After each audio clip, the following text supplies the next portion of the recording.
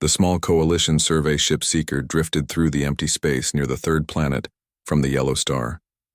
Dr. Vexhari clicked her mandibles nervously as she studied the readings on her screen. The insect-like scientist had spent years studying the dead worlds that once belonged to the humans. This system was supposed to be empty. All human technology had been destroyed 200 years ago during the Great Purge. "Commander Tolmec," she called to the bridge, "I am getting strange readings from Sector 7. The reptilian officer's scales shifted color slightly, showing mild interest. "What kind of readings, Doctor?" "Metal, lots of metal. And it is big." Vexhari's compound eyes reflected the light from her instruments. Very big. Tolmec moved his heavy body down to the science station. His people, the Ceridians, had joined the Galactic Coalition 50 years after the humans were gone. He had only heard stories about the violent species that once threatened galactic peace. "Show me." The main screen lit up with a scan of the area. At first, there was nothing but empty space and floating rocks. Then the computer adjusted the image. Both aliens stepped back in shock. A massive shape hung in the darkness. It was bigger than anything either of them had ever seen. The Coalition's largest warships were maybe 2 kilometers long. This thing stretched over 15 kilometers from end to end.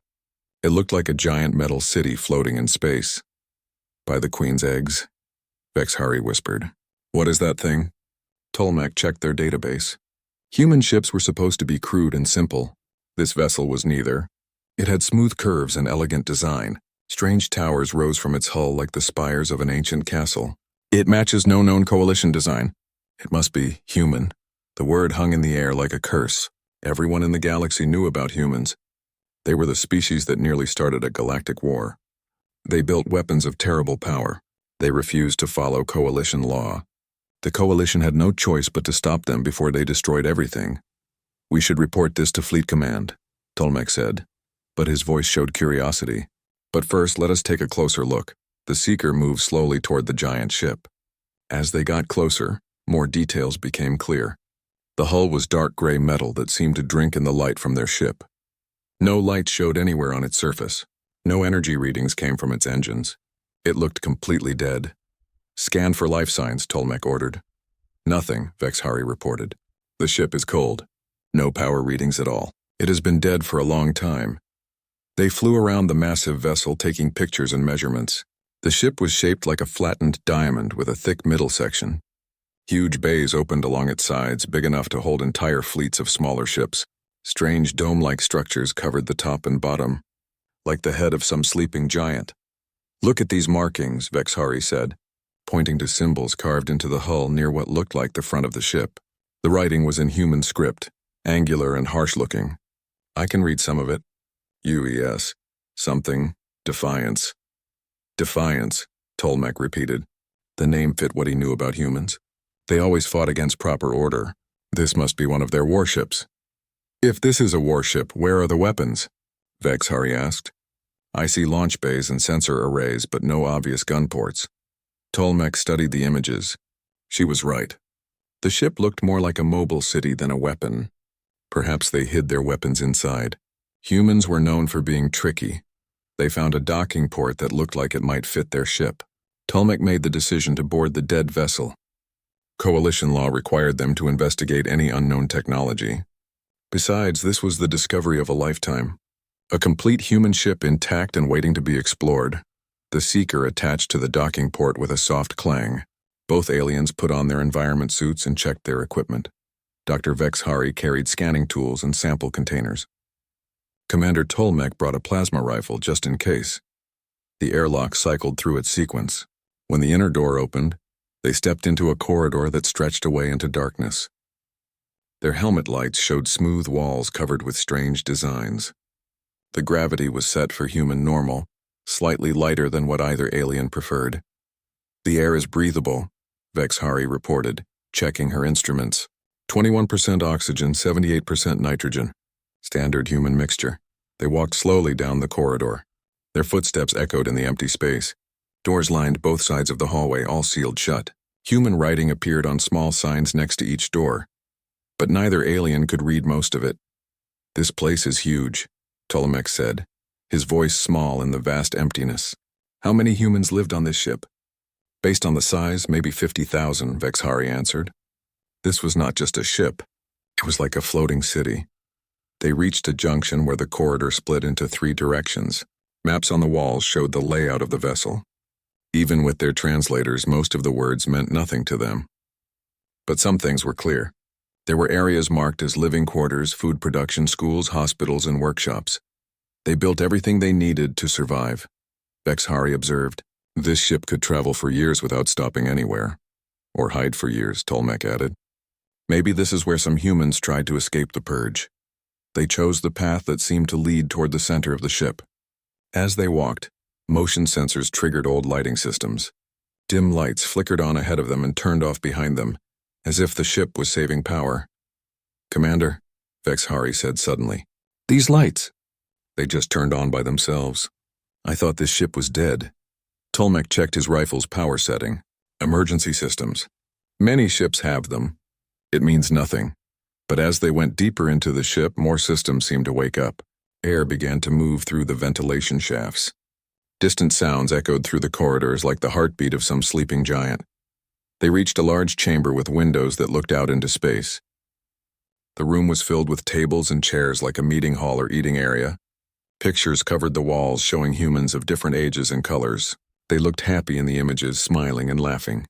This is not what I expected, Vexhari said quietly. The Coalition files say humans were violent and dangerous. These pictures show families. Children.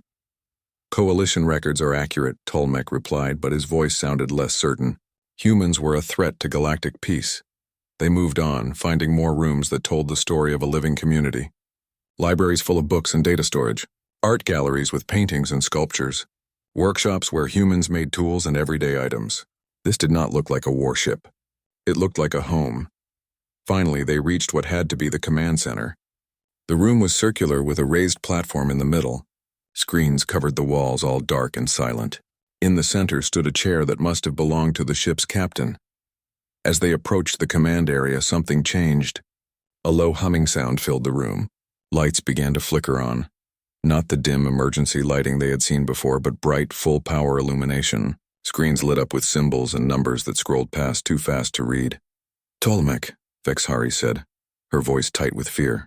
I think we should leave now. But it was too late. All around them, the ship was waking up. The humming grew louder.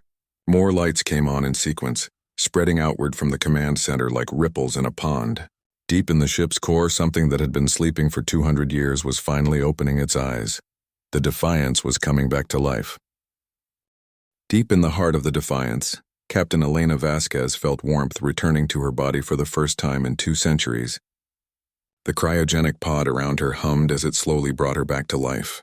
Her eyes opened to see the familiar blue glow of the revival chamber. Status report, she whispered, her voice rough from the long sleep. Good morning, Captain, replied Arya, the ship's artificial intelligence. The voice was warm and female, designed to sound reassuring. Date is March 15th, 2387. You have been in suspension for 203 years, 4 months, and 16 days. Elena's memory came flooding back. The Great Purge. The Coalition fleets hunting down every human settlement. The desperate plan to fake the Defiance's destruction and hide until the galaxy forgot about them. How many of our people survived the sleep? 49,812 souls are awakening successfully. We lost 188 during the long sleep. Acceptable parameters for such an extended suspension. Elena pulled herself from the pod and looked around the revival chamber. Hundreds of other pods were opening, releasing her crew and the civilians they had saved. Men, women, and children from dozens of human worlds, all refugees from the Coalition's peacekeeping forces. What woke us up? She asked as she put on her uniform. Unknown alien vessel attached to docking port 7. 2 life forms aboard the ship. Species unknown to our databases. They have been exploring our outer sections for the past 6 hours. Elena made her way to the command center, passing other humans who were still waking up from their long sleep. Some looked confused. Others seemed excited. All of them looked to her for answers she did not have yet. The bridge was already active when she arrived. Her officers were taking their stations and bringing systems online. Lieutenant Commander Sarah Chen looked up from the communications panel. Captain, we're picking up broadcasts from across the galaxy. The Coalition is still in control. They've expanded their territory and added new member species. Elena nodded and settled into her captain's chair. Around her, the screens showed star charts and status reports. The Defiance was in perfect condition, exactly as they had left it. "Show me our visitors." The main screen displayed the two aliens who were now in their command center. One looked like a giant insect with multiple arms and large compound eyes. The other was reptilian with scales and a thick tail. Both wore uniforms Elena did not recognize. "They're coalition species," reported Chief Intelligence Officer Marcus Webb from his station. "The insect is Kithrin, scientific class. The reptile is Ceridian, military class. Both species joined the coalition after we disappeared." Elena studied the aliens on the screen. They looked nervous and confused as lights came on around them. The reptilian one held a weapon, but he was not pointing it at anything. "Open a communication channel." "Channel open, Captain." Elena took a deep breath. This would be humanity's first contact with other species in over 200 years. "This is Captain Elena Vasquez of the United Earth ship Defiance. You are aboard a human vessel. Please identify yourselves." The two aliens on the screen jumped at the sound of her voice. The insect one moved her arms in what might have been a greeting.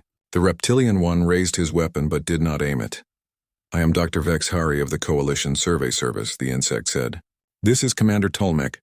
We found your ship drifting dead in space. We did not know humans were still alive." "We are very much alive," Elena replied. "We've been sleeping, waiting for the right time to return." "What can you tell me about the current state of the galaxy?" The two aliens looked at each other. Commander Tolmec spoke carefully.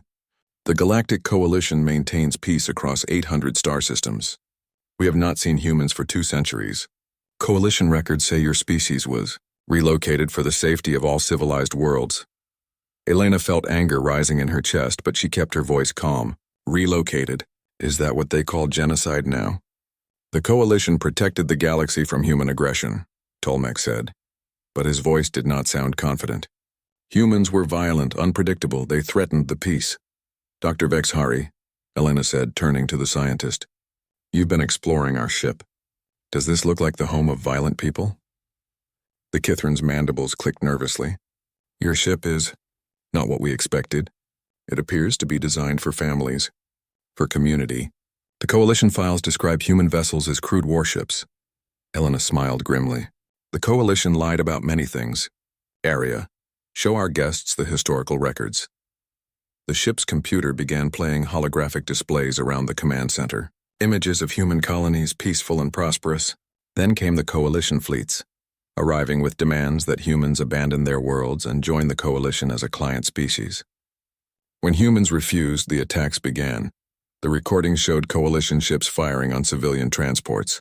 Orders intercepted from Coalition command to cleanse all human influence from contested systems. The systematic hunting of human refugees across the galaxy. Dr. Vex Hari watched the images with growing horror. "These records, they show Coalition forces attacking non-combatants.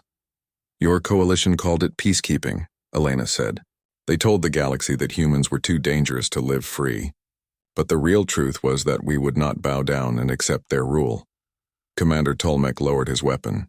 "These could be fabricated. Human propaganda. Arya, verify the authenticity codes on those transmissions," Elena ordered. "All transmissions show Coalition encryption keys and command authorization codes consistent with the period. These records are genuine." Elena stood up from her chair. "For 200 years we've been hiding in this ship, keeping our people alive and our culture safe. We've been waiting for the right time to show the galaxy what really happened." "What do you want from us?" Tolmec asked. "Nothing," Elena replied. "You came to us, remember? But now that you're here, you have a choice. You can report back to your Coalition that you found a dead human ship with no survivors, or you can stay and learn the truth about what your precious Coalition really is." The two aliens looked at each other again. Elena could see the conflict in their faces. Everything they had been taught about humans was being challenged by what they saw with their own eyes. "Captain," Sarah Chen interrupted from the communication station. "I'm picking up Coalition military transmissions. Commander Tolmec's ship sent an automated distress signal when we powered up our systems." Elena turned to the reptilian officer. "How long before your people arrive?" Tolmec checked a device on his wrist. "Admiral Kessator's battle group is 6 hours away. 12 ships, including 2 heavy cruisers." 12 ships, Elena repeated with a slight smile, "against 1 human supercarrier. They really don't know what they're dealing with, do they? Captain, Marcus Webb called from his station. Long-range sensors are showing coalition fleet movements across the sector. Word is spreading fast. They're mobilizing everything they have. Elena nodded. She had expected this. The coalition could not allow humans to return. They had built their entire government on the lie that humans were too dangerous to exist. All hands, this is the captain. Prepare for visitors. It's time to show the galaxy what humanity really stands for. Around the ship, 50,000 humans who had slept for 2 centuries began preparing for their return to the galaxy. In workshops, engineers activated construction systems that could build anything they needed. In the flight bays, pilots climbed into fighters that were more advanced than anything the coalition had ever seen. But Elena's first order was not to prepare weapons. It was to prepare aid packages, food, medicine, and tools that could help anyone in need. Because when the coalition arrived, humanity would show them the difference between conquest and protection. Dr. Vexhari, Commander Tolmec, Elena said to the 2 aliens, you have 6 hours to decide what kind of galaxy you want to live in, one ruled by fear, or one guided by hope. The Defiance hummed with activity as humanity prepared to reclaim its place among the stars. Admiral Kessitor stood on the bridge of his flagship Harmony's Voice and stared at the impossible sight before him. The human ship was even larger than the initial reports had suggested. Its dark hull stretched across space like a sleeping mountain, dwarfing every vessel in his battle group. All ships, maintain formation, but do not approach closer than 10 kilometers, he ordered. The admiral was a Zelthoran, tall and thin with pale blue skin and large black eyes. His species had joined the coalition early and risen to high ranks through careful political maneuvering. Sir, his tactical officer reported, the human ship is powering up additional systems. Energy readings are increasing across all sections. Any weapon signatures? None that we can identify, sir. But their technology is different from anything in our databases. Kessitor had read every file the coalition had on humans. They were supposed to be primitive and aggressive, using crude weapons and simple tactics. This ship looked anything but primitive. Its smooth curves and elegant design suggested engineering far beyond what the coalition had achieved. Sir, incoming transmission from the human vessel, his communications officer announced. On screen, the view screen showed a human female in a blue uniform.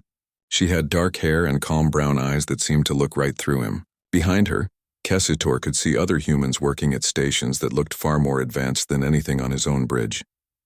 I am Captain Elena Vasquez of the UES Defiance. You are Admiral Kestor, I assume. That is correct. By the authority of the Galactic Coalition, I order you to surrender your vessel for inspection and processing. Your species has been classified as a potential threat to galactic security. The human captain smiled, but there was no humor in it. Admiral, we both know why you're really here. Your coalition can't allow the truth about the Great Purge to become public knowledge. The Great Purge was a necessary action to prevent galactic war, Kestor replied, reciting the official coalition position. Human aggression left us no choice. I see. Well, Admiral, instead of debating history, why don't we show you what human aggression actually looks like? Before Kestor could respond, the transmission ended. Almost immediately, his sensors officer called out in alarm. Sir, the human ship is launching fighters. Hundreds of them. Kestor watched as the Defiance's flight bays opened and small craft poured out like a swarm of silver insects. They were sleek and fast, moving in perfect formation around the massive carrier. All ships raise shields and prepare for combat, Kestor ordered.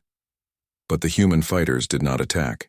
Instead, they spread out across the system, heading for different locations. Kessitor's confusion grew as his tactical display showed the fighters moving away from his fleet entirely. Sir, his communications officer said urgently, we're receiving a distress call from the Rigel mining station. Solar flare incoming. They're requesting immediate evacuation assistance. Kessitor looked at his tactical display. The mining station was 2 hours away at maximum speed. His ships could not possibly reach it in time to help, but the human fighters were already there.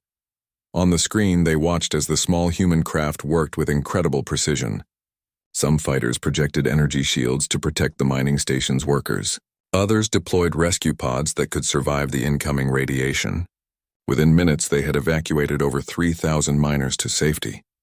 How did they get there so fast? Kessitor's tactical officer asked. Before anyone could answer, another emergency signal came in.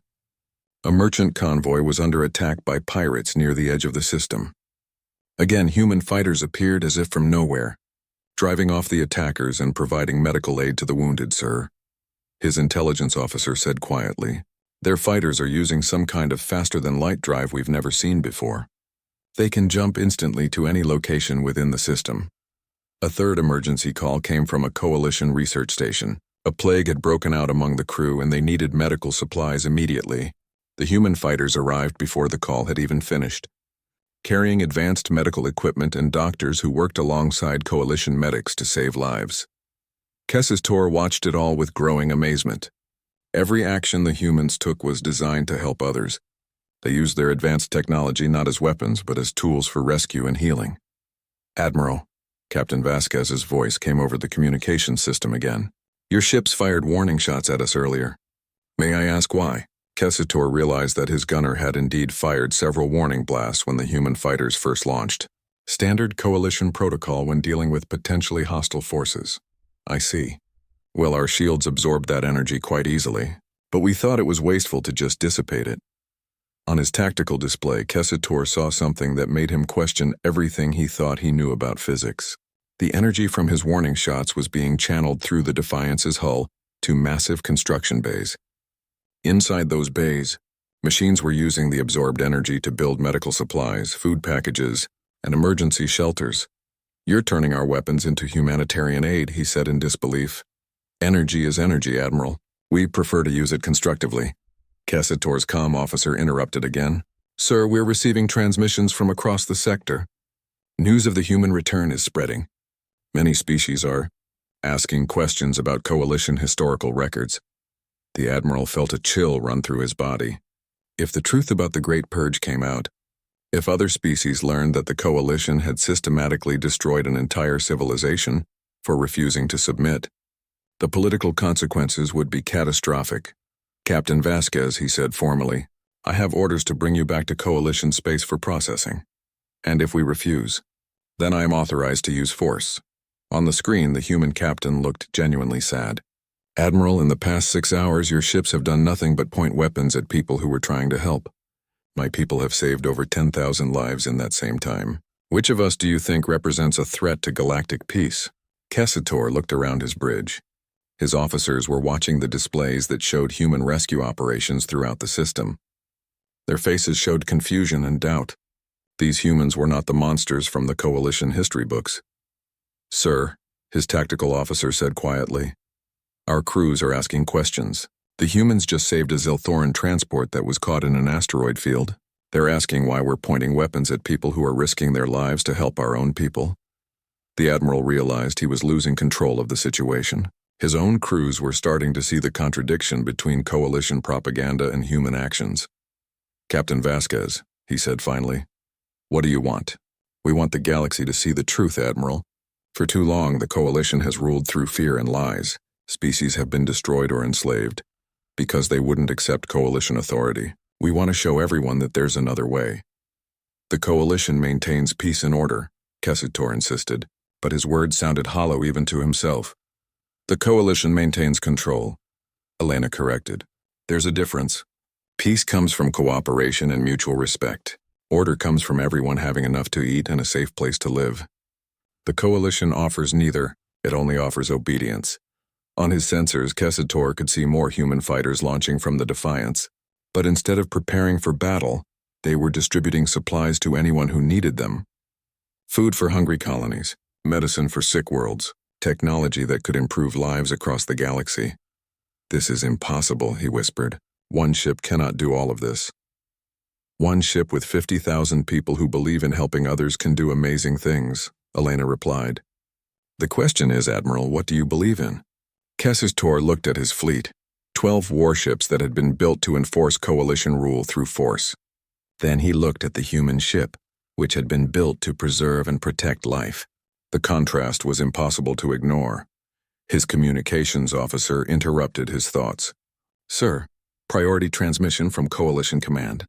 Admiral Vorten is en route with the Third Fleet, 200 ships. He has authorization to destroy the human vessel. Kestor felt his heart sink. Admiral Vortan was known for his ruthless enforcement of coalition law. He would not be interested in demonstrations or negotiations. When he arrived, the shooting would begin. "How long?" he asked.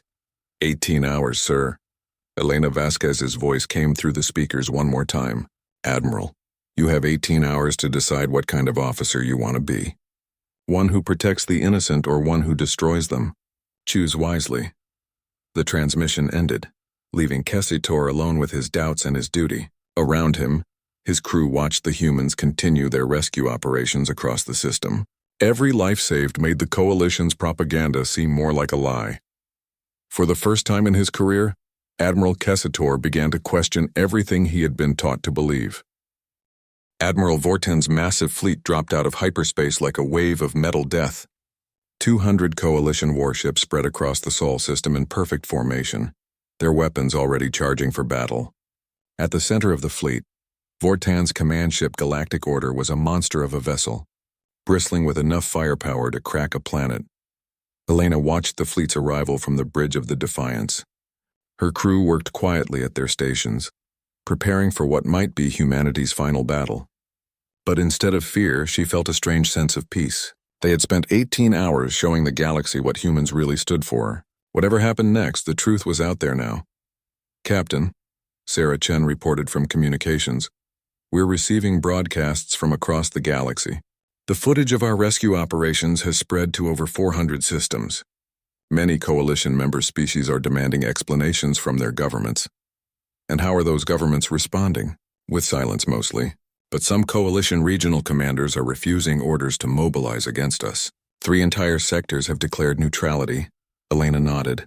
The truth was spreading faster than the Coalition could contain it. But Admiral Vortan was here to end the problem before it grew any larger.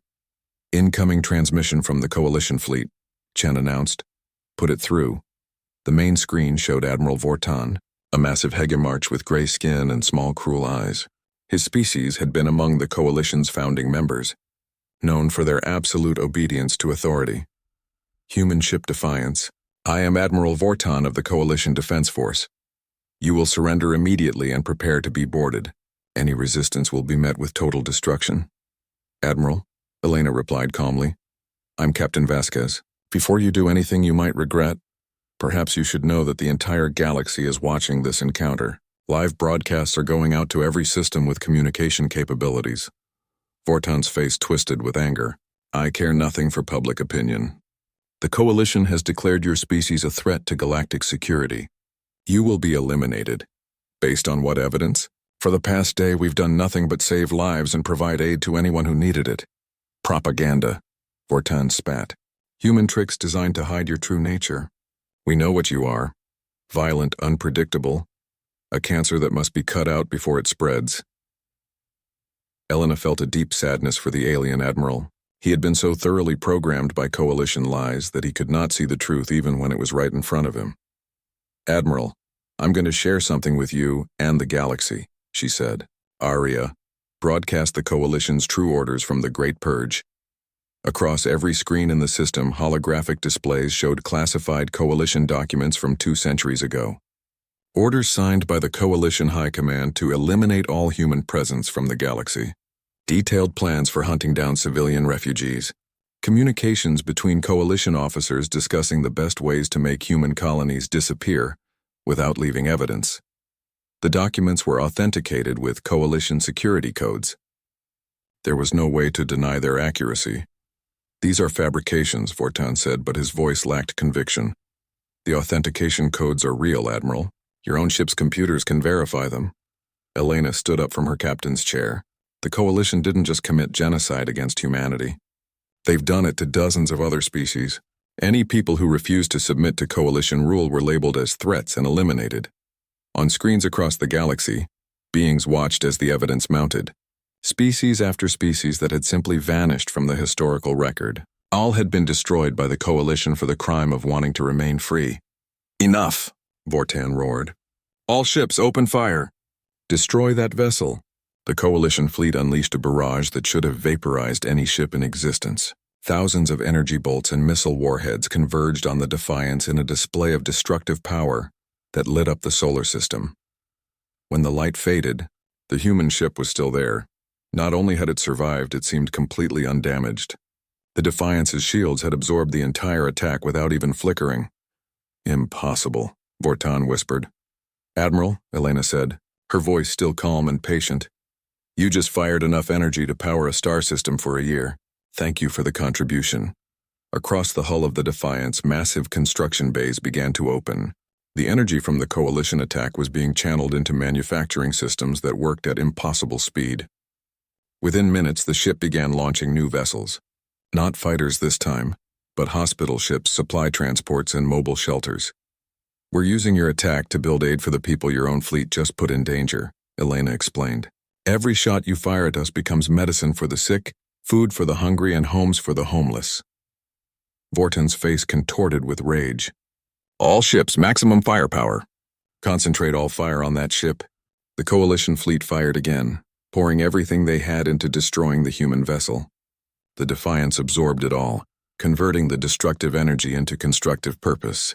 More aid ships launched, carrying supplies to Coalition worlds that had been neglected by their own government. On his bridge, Admiral Kesutor watched the battle with growing amazement. They're not fighting back, he said to his crew. They're just helping people. His tactical officer looked confused. Sir, shouldn't we be firing too? Kesutor thought about the question. His orders were clear, but watching the humans turn weapons into medicine made him question everything he had believed about duty and honor. No, he said finally. We will not fire on people who are saving lives. Across the Coalition fleet, other commanders were having the same thoughts. The contrast between human actions and Coalition propaganda was too obvious to ignore. Ship after ship stopped firing and began to drift away from the battle formation. What are you doing? Vortan screamed over the communication system. All ships will continue firing immediately. Admiral, came the voice of Captain Tulvara from one of the heavy cruisers. My crew is refusing to attack a hospital ship. The humans just rescued survivors from a transport that was hit by our own crossfire. I don't care. Destroy them all! But Vortan's fleet was falling apart. Coalition crews watched as human rescue ships pulled their own people from damaged vessels. They saw human medics treating Coalition wounded without asking which species they belonged to or what government they served. Dr. Vexahari's voice came over the emergency channels. All Coalition ships, this is Dr. Vexahari of the Survey Service. I have been aboard the human ship for the past 2 days. Everything we were taught about humans is a lie. They are not monsters. They are healers and protectors. We are firing on the wrong people. Commander Tolmec added his voice to hers. The humans saved my life when my ship was damaged by debris from our own weapons. They asked for nothing in return. This is not how enemies behave. More Coalition ships began to break formation. Some began actively protecting the human aid vessels from Vortan's continuing attacks. Others opened their communications to coordinate rescue operations with human crews. Traitors! Vortan screamed. All of you are traitors to the Coalition. No, Admiral Kestor said as he moved his ship between Vortan's flagship and a human hospital ship. We are finally being loyal to what the Coalition was supposed to represent. Peace and protection for all species. The galaxy watched as the Coalition fleet split in two. On one side, Admiral Vortan and his loyal ships continued their attack on the humans. On the other side, more and more Coalition vessels began working with the humans to protect innocent lives. Elena broadcast one final message to the galaxy. People of all species, you are watching the choice that every civilization must make. Will you use your strength to destroy those who are different? Or will you use it to protect those who cannot protect themselves? Will you rule through fear, or will you lead through hope? The Coalition has told you for centuries that peace comes from eliminating threats. But true peace comes from helping others become strong enough to defend themselves. True peace comes from working together instead of standing alone. On worlds across the galaxy, beings who had lived under Coalition rule for generations began to ask questions they had never dared ask before. If the Coalition had lied about the humans, what else had they lied about? How many other species had been destroyed for the crime of wanting freedom?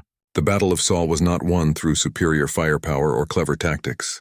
It was won through the simple act of showing the galaxy what was possible when people chose to help instead of hurt each other. Admiral Vortan found himself commanding a fleet that was shrinking by the hour as more ships defected to the human side.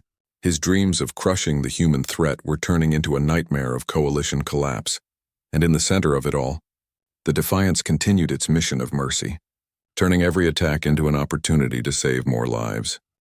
3 months after the Battle of Sol, Captain Elena Vasquez stood in the Great Assembly Hall of New Geneva Station, watching representatives from over 300 species take their seats. The station had been built in just 8 weeks using human construction technology, a gleaming symbol of what could be accomplished when people worked together instead of against each other. The coalition was dead, not destroyed by weapons or conquered by force, but simply abandoned by the species that had once supported it. When the truth about the Great Purge and dozens of other genocides came out, world after world had declared independence from coalition rule. The government that had once controlled most of the galaxy now controlled less than 50 systems. And those were shrinking every day. "Captain," said Dr. Vex Hari, who now served as the Kithrin representative to the new Galactic Federation, "the Hegemarch delegation has arrived. Even some of Vorton's own people are here to discuss joining the Federation." Elena nodded, watching the tall gray aliens take their seats alongside former enemies and new friends. The past 3 months had been full of surprises. Species that had been bitter enemies for centuries were now working together to build something better than what they had lost. Admiral Kessator approached her, wearing the uniform of the Federation Defense Force. His ships now worked alongside human vessels to protect trade routes and deliver aid to worlds that needed help. "Captain, we have reports from the Outer Rim. 3 more Coalition holdout systems have requested Federation membership. They're tired of fighting a war they know they cannot win." "Any word from Admiral Vorton? He's still holed up in the Hegemarch home system with what's left of his fleet. Maybe 50 ships now. His own people are calling for his removal from command." Elena felt no satisfaction in Vorton's downfall. The old admiral was a product of the system that had created him, trained from birth to believe that strength meant the ability to destroy others. She hoped that someday he might learn there was another way. "Ladies, gentlemen, and honored beings," Elena announced as she stepped up to the podium, "welcome to the founding assembly of the Galactic Federation." The hall erupted in cheers and various alien sounds of approval. Species that had never been allowed to speak in the old coalition now had equal voices in shaping the future of the galaxy. 3 months ago, many of you believed that humans were extinct. You were told we were violent monsters who threatened galactic peace. Today, I hope you can see the truth. We are not perfect. We make mistakes. We sometimes disagree with each other. But we believe that every species has the right to choose its own path among the stars. Elena gestured to the massive view screen behind her, which showed images of the past 3 months. Human and alien crews working side by side to rebuild war-torn worlds, former coalition species sharing technology and resources freely, children of different species playing together on worlds that had never known peace. The old coalition ruled through fear. It told you that safety came from eliminating anyone who was different. The Federation offers a different path. We believe safety comes from making sure everyone has what they need to thrive.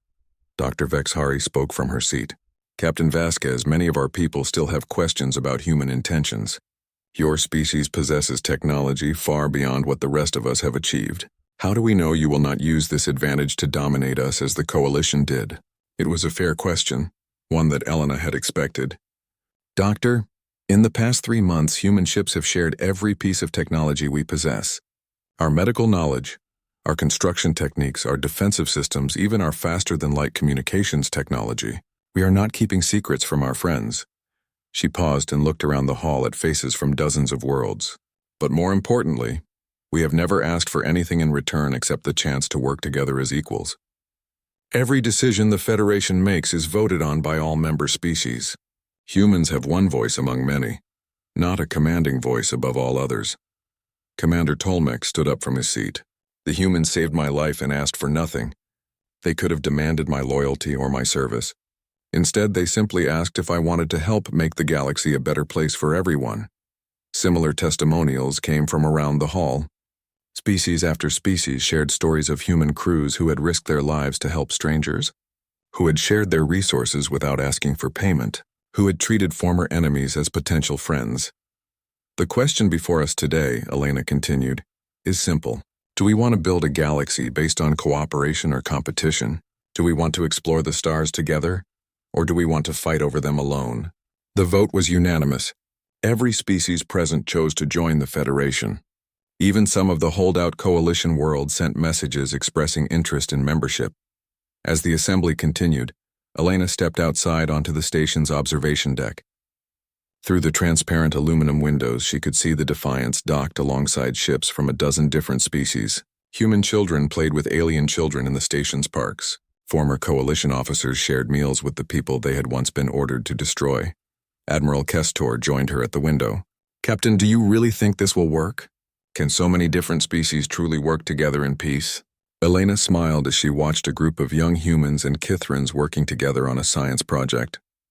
"Admiral, the old coalition lasted for 800 years by keeping people afraid of each other. I think we can do better by helping people hope together. And if Admiral Vortan or someone like him tries to destroy what we've built, then we'll do what we've always done. We'll protect what needs protecting, and help anyone who asks for help. We won't fight them because we hate them. We'll fight them because we love the people they're trying to hurt." Sarah Chen's voice came through the communication system. "Captain, priority message from Earth. The reconstruction of the human colonies is ahead of schedule. The first new settlement ships will launch next month." Elena felt a warmth in her chest. 50,000 humans had survived the Great Purge by hiding in the Defiance. Now, just 3 months later, there were over 2 million humans spread across 30 worlds. And not just humans, but mixed communities where humans lived alongside any species that wanted to join them. "Admiral," she said to Kessis Tor, "my people have a saying, humanity will not be defied. For 2 centuries, the Coalition thought that meant we were too stubborn to be destroyed. But the real meaning is different. What does it mean?" Elena pointed to the children playing in the station's parks, to the mixed crews working on the ships, to the representatives from 300 worlds who had chosen cooperation over conquest. "It means we will not be defied in our belief that every person deserves a chance at happiness. We will not be defied in our conviction that differences make us stronger, not weaker. We will not be defied in our determination to build a galaxy where our children can grow up without fear." She turned back to the window and watched, as a human rescue ship and a Ceridian medical vessel worked together to help survivors from a transport accident. 2 species that had been enemies just months ago, now saving lives as partners. "The Coalition tried to defy hope itself," Elena continued. "They told the galaxy that peace was impossible, that different species could never trust each other, that strength only came from the ability to destroy others. We're here to prove them wrong." In the distance, Elena could see Admiral Vortan's remaining fleet, still lurking at the edge of the system. They had not attacked in weeks, but they had not left either. She knew that somewhere out there other threats would emerge. There would always be those who preferred the old ways of fear and domination. But as she watched the children play and the former enemies work together, Elena felt no fear. Humanity had survived 2 centuries of hiding. They had emerged to find a galaxy ready for change. The old coalition was gone, replaced by something better. And if anyone tried to destroy what they had built, they would learn the true meaning of humanity's promise.